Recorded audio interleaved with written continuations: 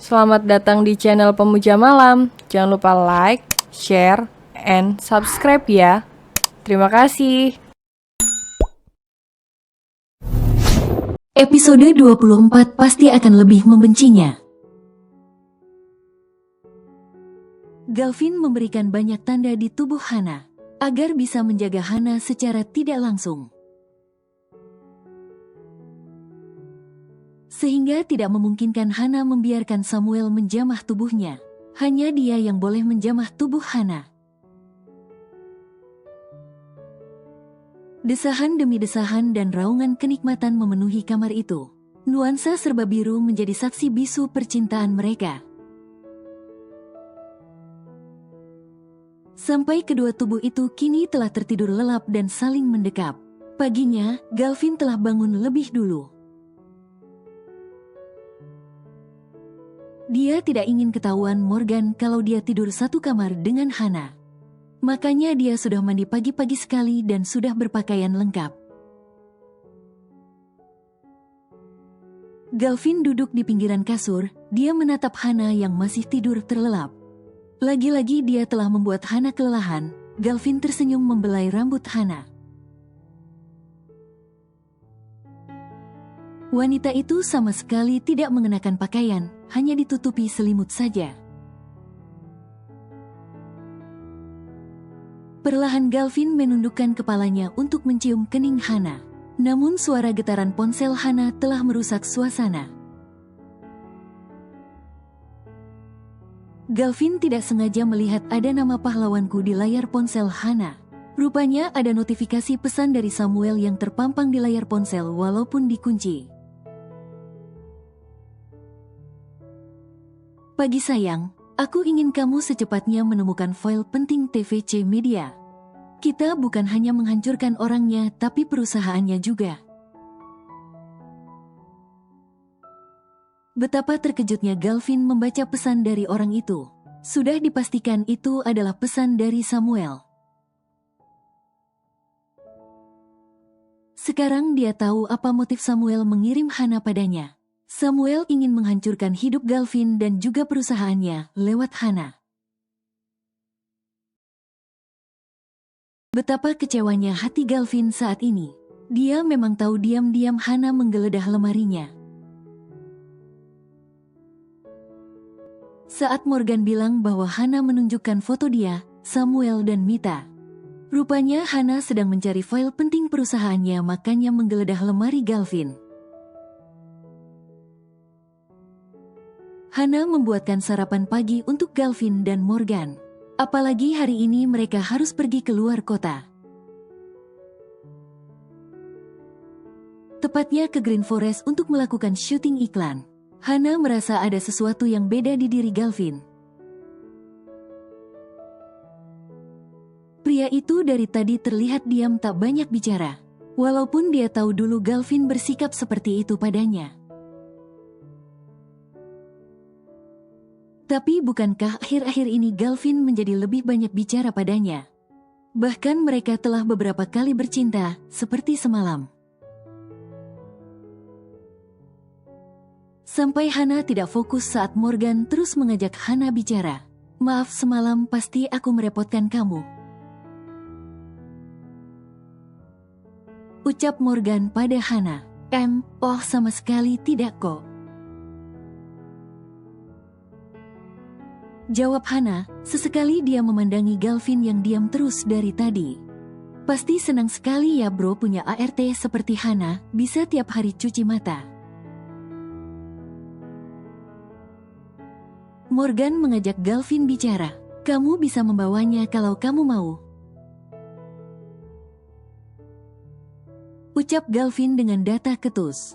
Perkataan Galvin membuat Hana mendelik tajam. Dia memiliki sisa waktu 2 minggu lagi bekerja di sini. Setelah itu aku tidak peduli dia mau bekerja di mana lagi. Mau bekerja sama kamu juga silahkan. Perkataan Galvin sungguh membuat hati Hana sakit. Dia juga tidak tahu kenapa hatinya begitu sakit sekali mendengar ucapan Galvin. Seakan mau membuangnya 2 minggu lagi. Padahal dia tahu bahwa usia pernikahan mereka memang tinggal 2 minggu lagi. Bagaimana kalau bekerja jadi manajer aku saja? Manajer aku kurang telaten dan banyak izinnya. Aku sangat membutuhkan manajer. Morgan menawarkan pekerjaan kepada Hana. Aku butuh waktu berpikir untuk itu. Jawab Hana, dia tidak enak jika langsung menolak tawaran dari Morgan. Galvin langsung pergi saja meninggalkan Morgan dan Hana. Karena dia telah selesai sarapannya walaupun cuma masuk beberapa suap, Galvin memilih menenangkan diri di dalam mobil. Sambil menunggu Hana dan Morgan yang masih sarapan pagi, jujur saja saat ini hati Galvin sakit. Saat tahu motif yang sebenarnya mengapa Hana datang ke dalam kehidupannya, Galvin berpikir mungkin begitu besar cintanya Hana pada Samuel. Sampai rela menjebaknya dan membantu Samuel untuk menghancurkan dia dan perusahaan. Hari ini Detektif Al berdiri di depan rumah yang telah hangus terbakar 6 tahun yang lalu. Tak menyerupai sebuah rumah lagi. Bahkan bekas rumah itu tidak dibangun kembali. Karena Hana tidak memiliki cukup uang untuk membangun rumah. Berdasarkan data-data yang dia cocokkan dari kemarin, dia sangat yakin bahwa wanita yang ingin Detektif Al selidiki itu adalah Hana Patricia. Anak dari Tuan Edward Dahbulena, seorang pengusaha kaya raya yang dulu sukses di bidang periklanan juga. Pernah berjaya pada masanya, kemudian dia masuk ke dalam mobil, membuka laptopnya. Dia mencocokkan data-data tentang Hana termasuk foto-foto Hana saat kecil dan masih sekolah. Setelah diselidiki dengan seksama memang agak mirip dengan Hana yang sekarang. Walaupun dulu penampilan Hana sangat culun, berbeda jauh penampilannya dengan sekarang. Sampai Detektif Al terperangah melihat penampilan Hana yang berubah 180 derajat itu. Detektif Al segera menghubungi kliennya itu. Siapa lagi kalau bukan Galvin?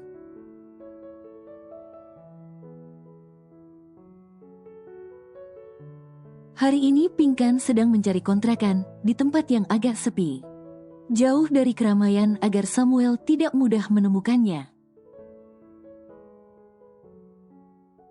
Bagaimana, Neng? Apa kamu mau mengambil rumah kontrakan yang ini? Tanya calo kontrakan. Pinkan yang biasa tinggal di apartemen mewah. Dia nampak keberatan tinggal di kontrakan yang kumuh itu. Dia memperhatikan lingkungan di sekitar kontrakan itu, seperti bangunan tua. Apa tidak ada kontrakan lain lagi di daerah sini?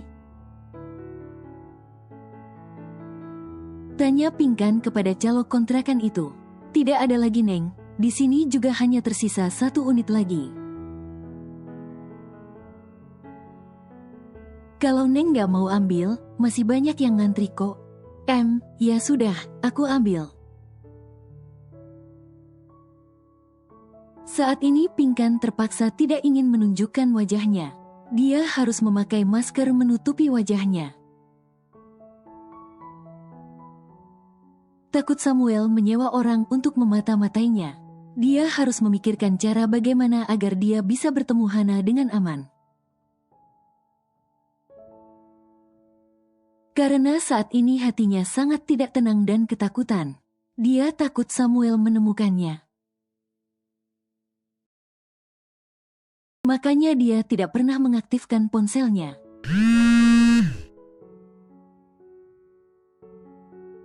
Ponsel Galvin bergetar. Dia melihat ada pesan dari Detektif Al. Galvin segera membuka pesan itu.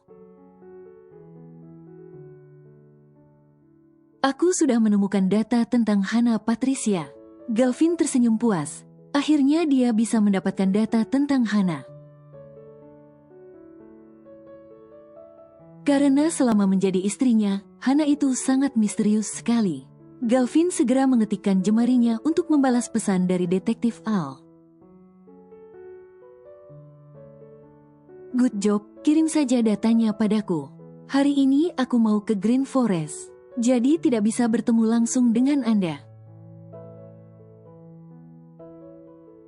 Sayang sekali, begitu pesan Galvin terkirim, ponselnya malah mati gara-gara lowbat. Karena semalam Galvin lupa tidak mengkarger ponselnya. Sial. Galvin malah mengumpat. Dia segera mencarger ponsel itu di mobilnya. Dia melihat seorang supir masuk ke dalam mobil.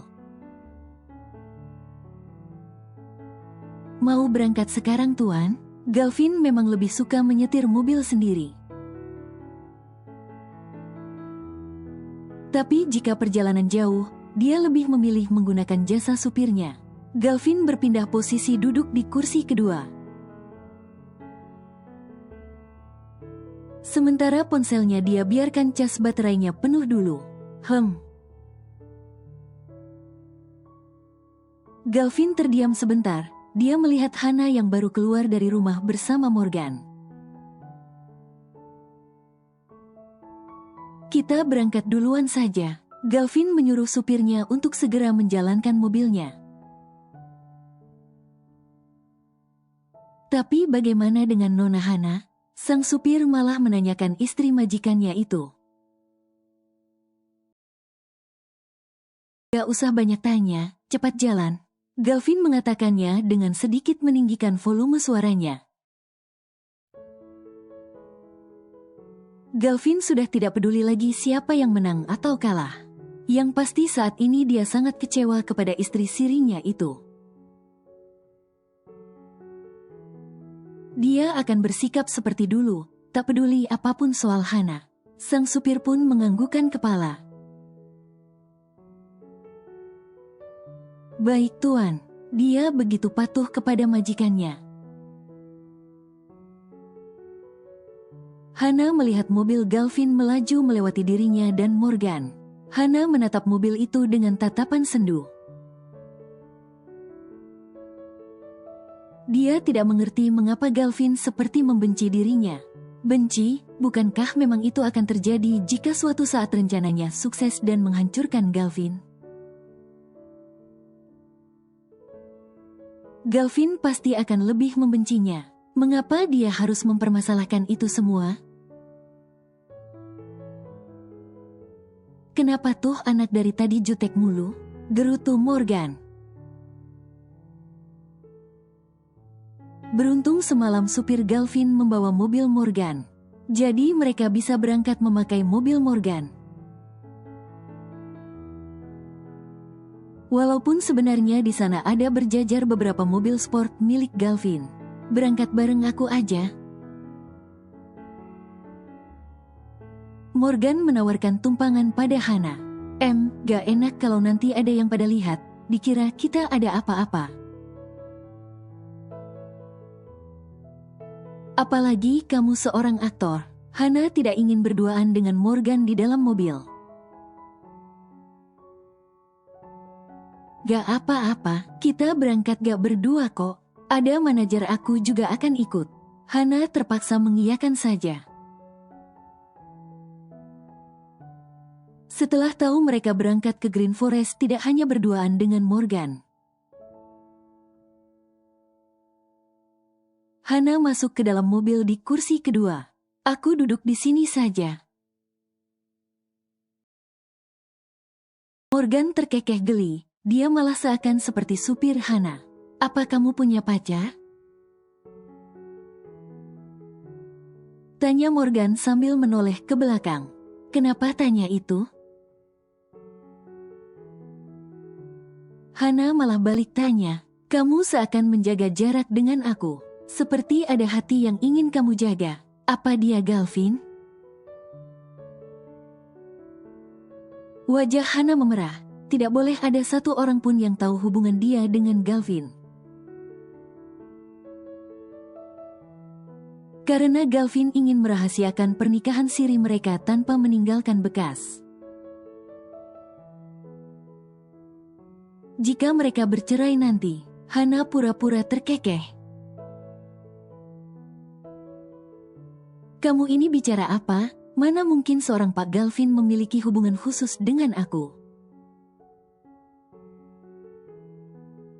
Aku harap begitu. Aku tahu sekali Galvin seperti apa.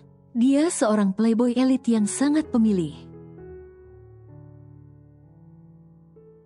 Cuma aku merasa ada sesuatu di antara kalian berdua. Aku harap itu hanya perasaanku saja.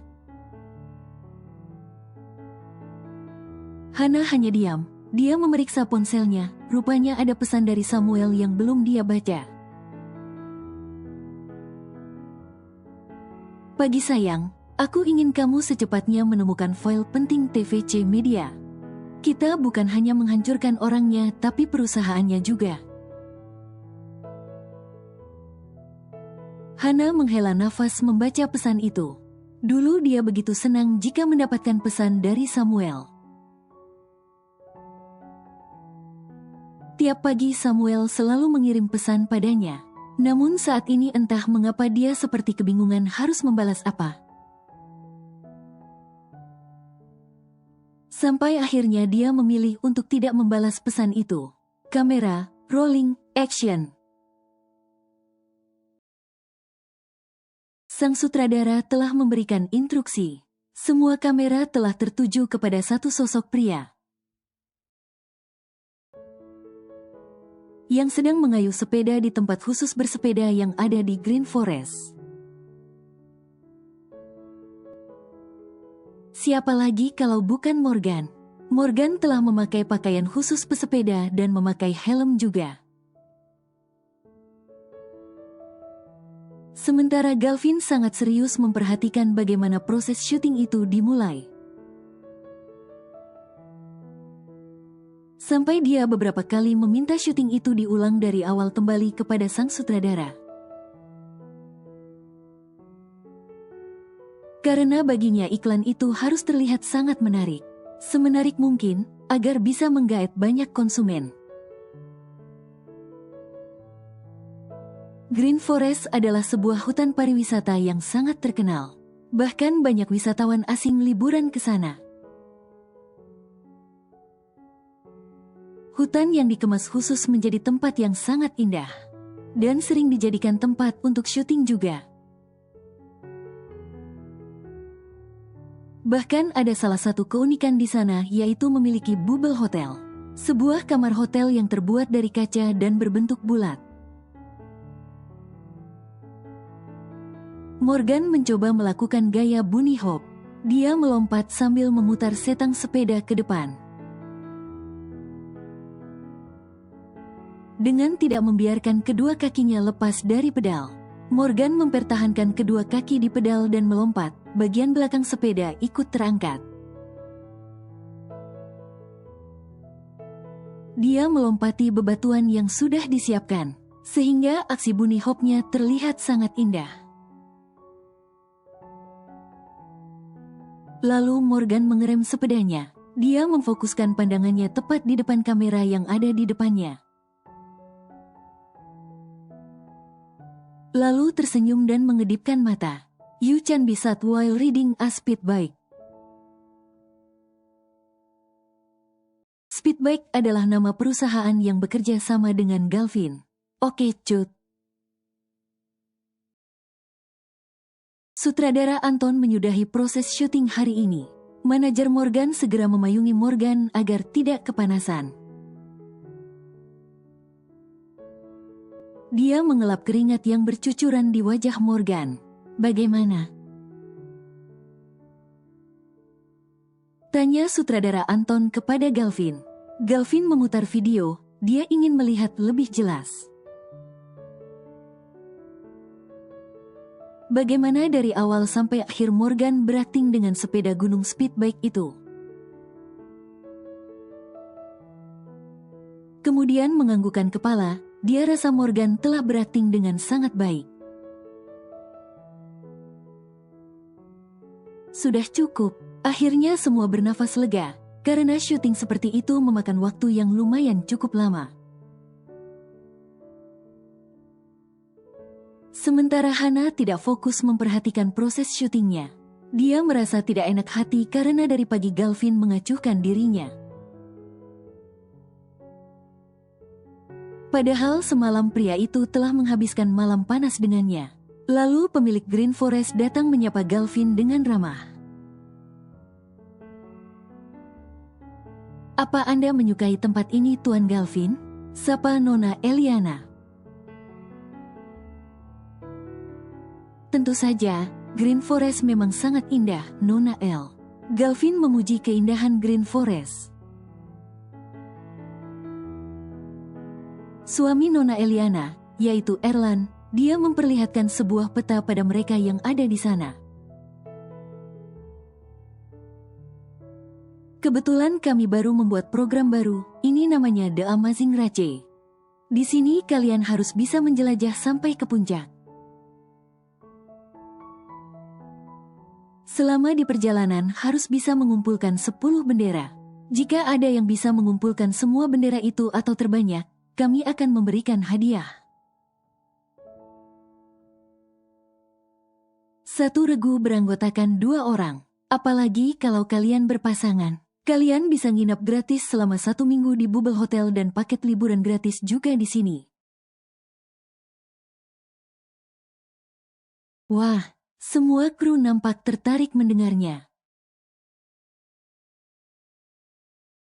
Apalagi saat ini baru jam 2 siang, mereka memiliki cukup waktu untuk menikmati permainan itu. Nona El dan Tuan Erlan, kalian sungguh pasangan suami istri yang sangat serasi. Sutradara Anton memuji pemilik Green Forest itu.